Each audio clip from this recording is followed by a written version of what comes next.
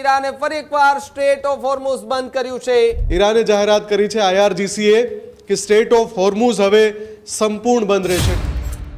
Central કમાન્ડનો દાવો છે કે સાવ ખોટી વાત છે, સ્ટ્રેટ ઓફ હોર્મુઝ બંધ નથી થયું અને અમે બંધ થવા પણ નહીં દઈએ।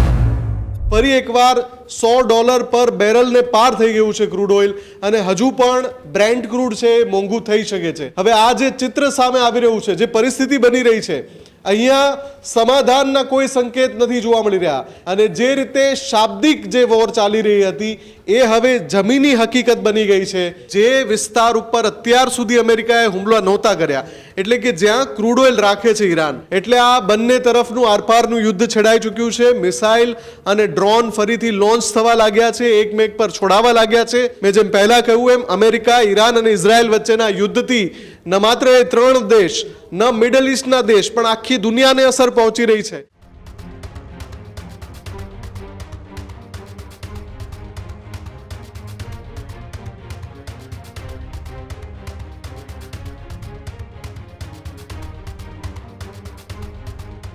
જ્યાં એક બાદ એક જહાજો સ્ટ્રેટ ઓફ હોર્મુઝમાંથી પસાર થતા હતા, પરંતુ હવે ક્યાંક મુશ્કેલી વધતી જોવા મળી રહી છે। જ્યાં અમેરિકા ઈરાન યુદ્ધ વચ્ચે સૌથી મોટા સમાચાર, ઈરાને ફરી એકવાર સ્ટ્રેટ ઓફ હોર્મુઝ બંધ કર્યું છે।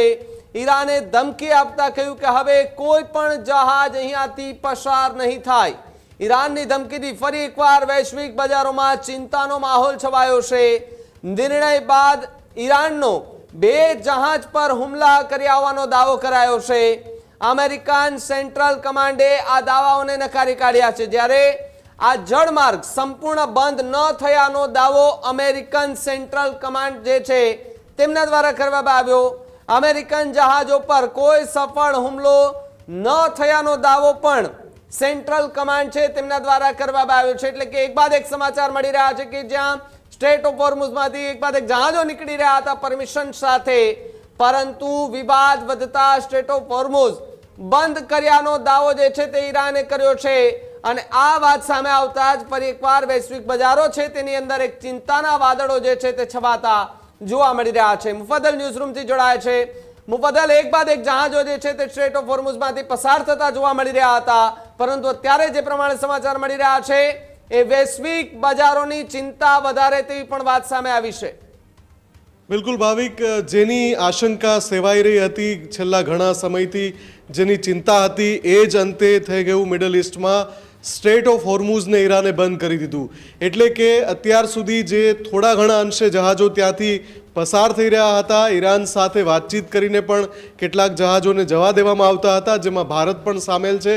ભારતના પણ કેટલાક જહાજોને ત્યાંથી નીકળવા દેવાયા હતા। એવી જ રીતે બીજા કેટલાક દેશ કે જે ઈરાન સાથે જેમને ડિપ્લોમેટિક રિલેશન છે એ લોકો ત્યાંથી જહાજો કાઢતા હતા। પણ જે પ્રકારની સ્થિતિ અત્યારે પ્રવર્તી રહી છે, ઈરાને જાહેરાત કરી છે IRGCએ કે સ્ટ્રેટ ઓફ હોર્મુઝ હવે સંપૂર્ણ બંધ રહેશે, એટલે એક પણ જહાજ અમે નીકળવા નહીં દઈએ। બીજી તરફ અમેરિકાનું જે સેન્ટકોમ છે, સેન્ટ્રલ કમાન્ડ, કે જે આખું યુદ્ધ ઉપર જે પરિસ્થિતિ ઉપર નજર રાખે છે, ત્યાંથી નિયંત્રણ થાય છે અને ત્યાંથી જ આદેશો છૂટે છે કે આગળ હવે શું કરવાનું છે। સેન્ટ્રલ કમાન્ડનો દાવો છે કે સાવ ખોટી વાત છે, સ્ટ્રેટ ઓફ હોર્મુઝ બંધ નથી થયું અને અમે બંધ થવા પણ નહીં દઈએ। પણ ભાવિક, આખી ઘટનામાં સૌથી મોટી ચિંતા એ છે કે જે ઉર્જા સંકટ છે વધારે ઘેરું બની ગયું છે। ક્રૂડ ઓઇલના ભાવમાં અત્યારે જ સૌથી મોટો ઉછાળો જોવા મળી રહ્યો છે। ફરી એકવાર $100 પર બેરલને પાર થઈ ગયું છે ક્રૂડ ઓઇલ અને હજુ પણ બ્રેન્ટ ક્રૂડ છે મોંઘું થઈ શકે છે। આ જે પરિસ્થિતિ છે, પેટ્રોલ ડીઝલના ભાવને લઈને ચિંતાજનક પરિસ્થિતિ છે। આપણે પહેલાં જ કહ્યું હતું અગાઉના અહેવાલોમાં કે જો મિડલ ઈસ્ટનો તણાવ વધુ લાંબો સમય ચાલે છે તો ક્રૂડ ઓઇલના ભાવ એટલા વધશે કે પછી ના છૂટકે પેટ્રોલ અને ડીઝલના ભાવ વધારવાની પેટ્રોલિયમ કંપનીઓને ફરજ પડશે। પેટ્રોલિયમ કંપનીઓ ઘણા સમયથી આ વાત મૂકી જ રહી છે કે અમારી જે પ્રતિદિન ખોટ છે એટલી વધારે છે કે પેટ્રોલ ડીઝલના ભાવમાં અમારે વધારો કરવો પડશે। હવે આ જે ચિત્ર સામે આવી રહ્યું છે, જે પરિસ્થિતિ બની રહી છે, અહીંયા સમાધાનના કોઈ સંકેત નથી જોવા મળી રહ્યા, કેમ કે ટ્રમ્પ લગાતાર એવું કહી રહ્યા છે કે જ્યાં સુધી ઈરાન છે એ સમાધાન માટે તૈયારીઓ નહીં કરે, અમારી વાત નહીં માને, અમારી શરતો નહીં માને, ત્યાં સુધી આવી કોઈ સંભાવના નથી. અને જે રીતે શાબ્દિક જે વોર ચાલી રહી હતી એ હવે જમીની હકીકત બની ગઈ છે. અને ઈરાન, અમેરિકા અને ઇઝરાયલ વચ્ચે જે મહાયુદ્ધ છેડાઈ ગયું છે, પરિસ્થિતિ ગંભીર બનતી જઈ રહી છે. ઘણા બધા જાણકારો આ માટે ચેતવણી આપી ચૂક્યા છે, એલાર્મિંગ સિચ્યુએશન છે એવું કહી ચૂક્યા છે. અને એ જ પરિસ્થિતિમાંથી કમનસીબે આપણે સૌને ગુજરવું પડી રહ્યું છે, કેમ કે મિડલ ઇસ્ટનો આ તણાવ ખાલી મિડલ ઇસ્ટ માટે ખતરો નથી, આખી દુનિયા માટે આ ખતરો છે. એશિયા માટે પણ ખતરો છે, અમેરિકા માટે પણ ખતરો છે. અલગ અલગ બીજા જે દેશો કે જે મિડલ ઇસ્ટની જે સપ્લાય ચેન ખોરવાય એનાથી અસરગ્રસ્ત થઈ શકે છે, એ તમામ દેશોના અર્થતંત્ર ઉપર પણ આ મોટો ખતરો છે. એટલે જલ્દીથી આખી વાતચીત, આખા વિષયનો વાતચીતથી ઉકેલ આવે તે જરૂરી છે. ભાવિક, અમેરિકાનો ઈરાન પર સતત બીજા દિવસે મોટો હવાઈ હુમલો જોવા મળ્યો છે. કેશમ દ્વીપ, બંદર અબ્બાસ સહિત અનેક વિસ્તારોમાં વિસ્ફોટ જોવા મળ્યા છે. કુવૈત અને બહેરીનમાં હુમલાનો ઈરાને દાવો કર્યો છે, જ્યારે મિનાબ અને સિરિકમાં પણ ધડાકાના અવાજોથી હડકંપ મચી ચૂક્યો છે. જ્યારે ઈરાને અનેક શહેરોમાં એર ડિફેન્સ સિસ્ટમ સક્રિય કરી હોવાની વાત છે. ટ્રમ્પે ઈરાન પર વાતચીતમાં વિલંબનો આરોપ લગાવ્યો છે, જ્યારે અમેરિકા ઈરાન પર દબાણ જાળવી રાખશે તેવી વાત કરતા ડોનાલ્ડ ટ્રમ્પ જોવા મળ્યા. જ્યારે લડાકુ વિમાનોથી પણ હુમલાઓ જે છે તે કરવામાં આવશે તેવી વાત કરતા અમેરિકન જે સૈન્ય છે તે જોવા મળ્યા. ત્યાંના રાષ્ટ્રપતિ જે છે તે જોવા મળી રહ્યા છે. એટલે કે દબાણ બનાવવાની વાત કરવામાં આવી રહી છે. મુફદ્દલ મારી સાથે છે. મુફદ્દલ, ફરી એકવાર એક બાદ એક હુમલાઓ શરૂ થઈ ચૂક્યા છે. અલગ અલગ વિસ્તારોમાં હુમલાથી અને ધડાકાના અવાજોથી ત્યાંના જે લોકો છે તેમાં એક ડરનો માહોલ જોવા મળી રહ્યો છે. શું લાગી રહ્યું છે, આ યુદ્ધ ફરી એક વખત વધુ ઉગ્રતા ભર્યું બને તેવી કોઈ સંભાવના?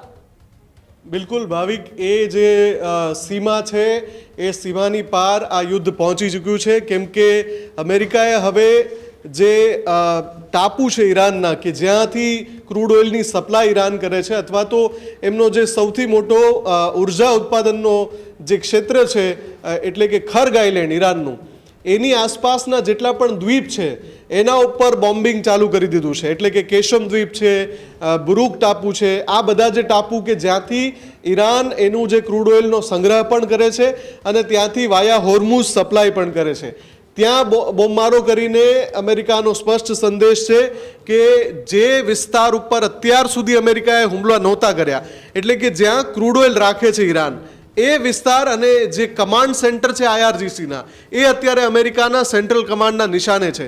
બીજી તરફ ઈરાન શું કરી રહ્યું છે? ઈરાન જેમ ચેતવણી આપી હતી એવી રીતે જે નજીકના એરબેઝ છે ઈરાનની આસપાસના, અત્યારે જે હુમલા થઈ રહ્યા છે લગાતાર છેલ્લા એક સપ્તાહથી આપણે જોઈએ છીએ, કુવૈત અને બહેરીન કે જ્યાં અમેરિકાના એરબેઝ એક્ટિવ છે, એ એરબેઝની ઉપર ઈરાન લગાતાર હુમલા કરી રહ્યું છે. જો કે કુવૈતનો દાવો છે કે જેટલા પણ હુમલા ઈરાન તરફથી થયા, મિસાઇલ એટેક થયા, એને નિષ્ફળ બનાવવામાં આવ્યા છે. આવી જ વાત જોર્ડનથી પણ આવી છે. જોર્ડને પણ કહ્યું કે ઈરાને મિસાઇલ એટેક કર્યો હતો પણ અમે એને નિષ્ફળ બનાવી દીધો છે. એટલે આ બંને તરફનું આરપારનું યુદ્ધ છેડાઈ ચૂક્યું છે. મિસાઇલ અને ડ્રોન ફરીથી લોન્ચ થવા લાગ્યા છે, એકમેક પર છોડાવવા લાગ્યા છે. દાવાઓ થઈ રહ્યા છે કે હુમલાઓને નિષ્ફળ બનાવવામાં આવી રહ્યા છે, પણ જે દ્રશ્યો ત્યાંથી આવી રહ્યા છે એ દ્રશ્યો ચોંકાવનારા અને ભયાવહ છે.